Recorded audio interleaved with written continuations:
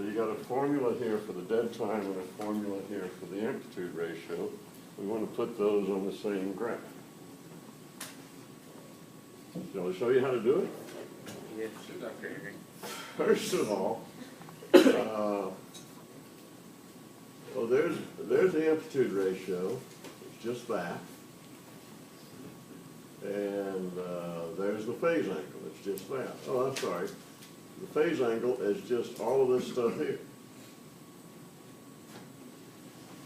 So, well, if you click on here, you get the same thing I'm saying now. I don't think you're going to want to do that, but if you do, you can. It's about 15 or 20 minutes. All right, so here's the formula to put the amplitude ratio in. Here's the formula to put the dead time in, no, the phase angle in. Here's a procedure on what to do, but look, there's a file that's already on the internet. Would you like to see that? Yes, Dr.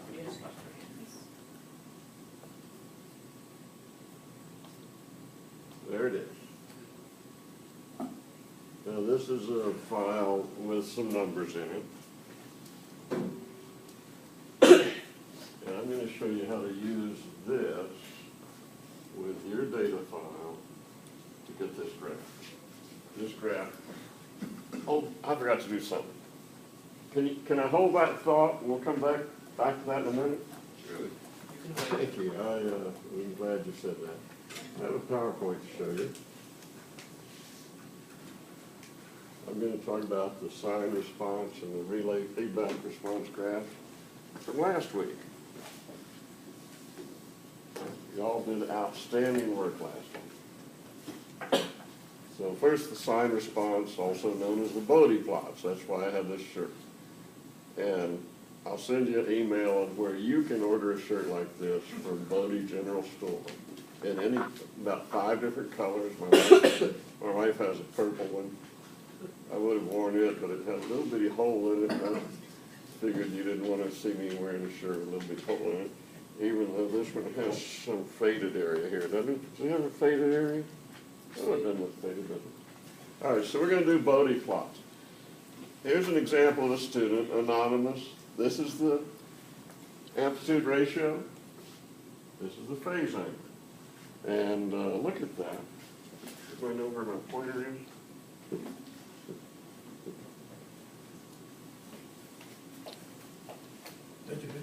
Yeah. Yes. Right.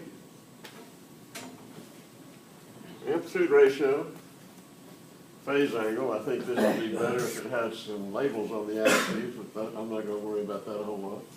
So this asymptote over here is the gain of the system, whatever this is right here. It's like 0.8.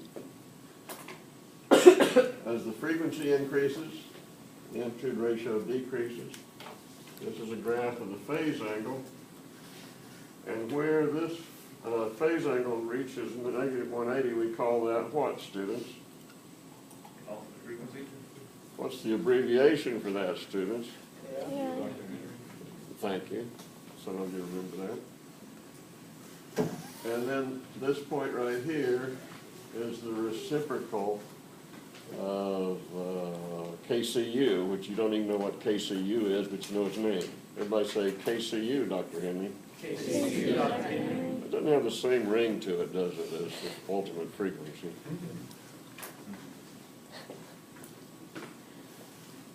There's another one. This has units on it. This is nice. This has units on it. This is nice.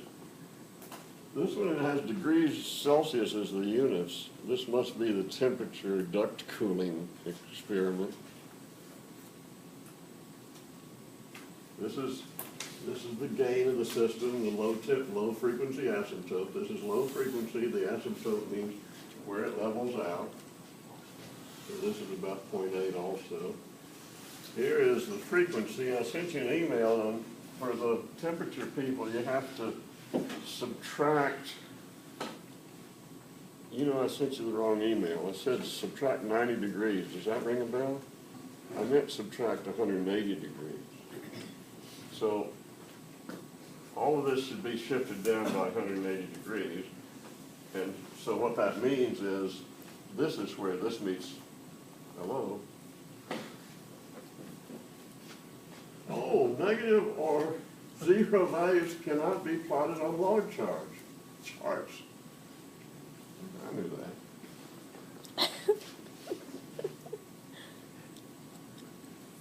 What do I get, return? We'll get around that later. What happened? PowerPoint collapsed. Pardon? PowerPoint just disappeared, it's probably just down there. Okay, thank you. I get confused where I am sometimes, so appreciate your help here. So where this one crosses zero, this graph happens to be the ultimate frequency for the system that goes backwards. So that's about 10,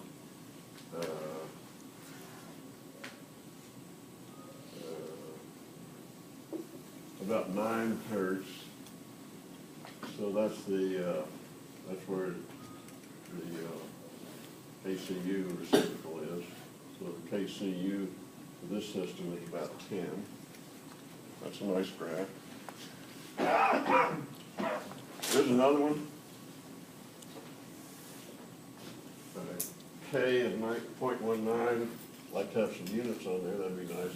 That's the low temperature and low frequency asymptote. This is where 180 degrees crosses the phase angle line. So FU is 1.9 units, it says hertz, 0.19. And it comes up here, and this is KCU is 1 over 0.07.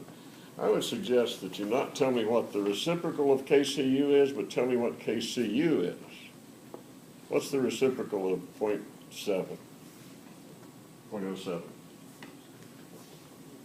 14. Did you know that?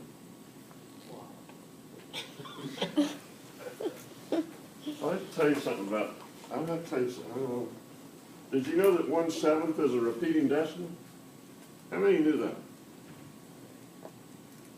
This is a side, has nothing to do with the control system, it has to do with pure math. 1/7 is equal to 0.14285.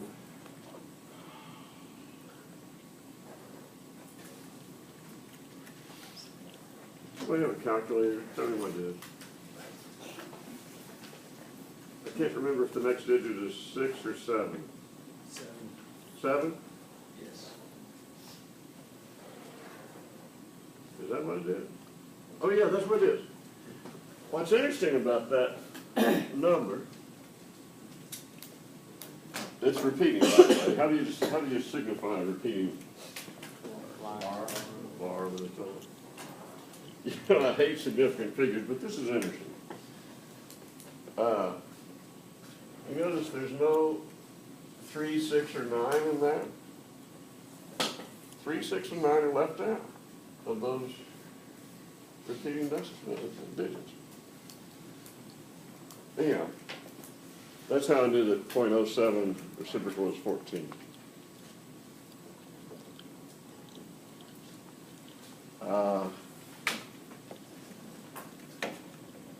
Have I finished talking about this? Okay, next one. Another nice one. Centimeters of water, so this must be pressure. This is the experiment, the big dots for the experiments. I love it. Have you noticed that any of these have had uncertainty bars on them yet?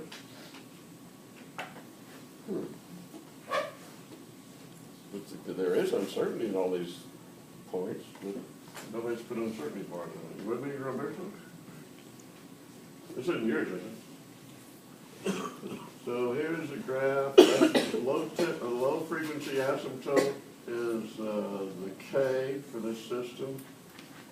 Here's one that says that the slope of this line is somewhere between 1 and 2. This is slope of 1, this is slope of 2.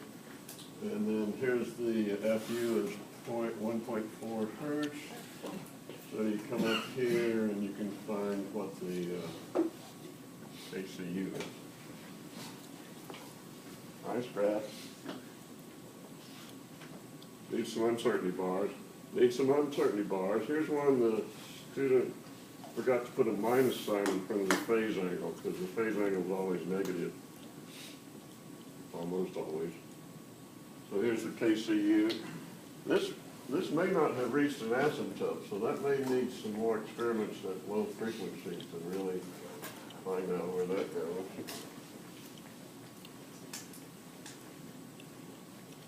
Here's another one. That may be a low frequency asymptote, or maybe another one. Phase angle, negative 180 degrees here, so this is FU.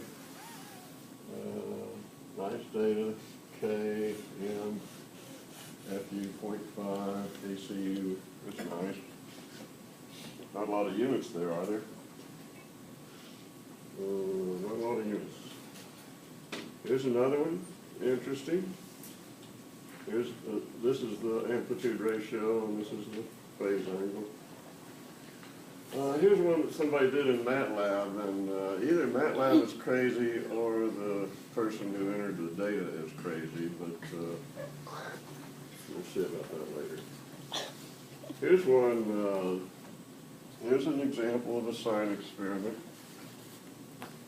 And here is the residue figure that is from it.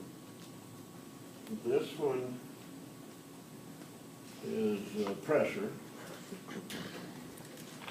And this person measured delta C on this as is allowable, and delta M on this one, and then divided the two.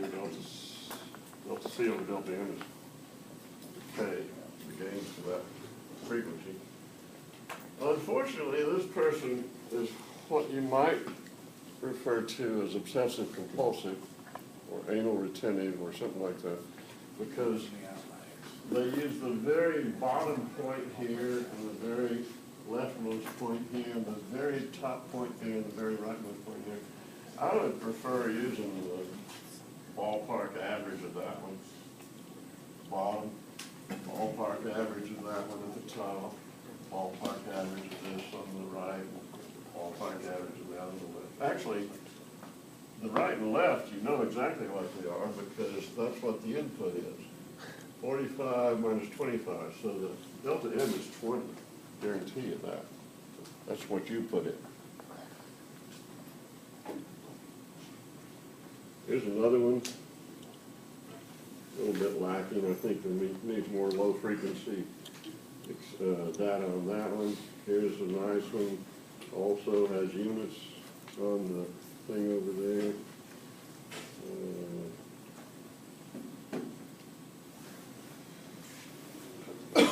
Forgot to put a negative on the phase angle, and I'm not sure that reached an asymptote over there.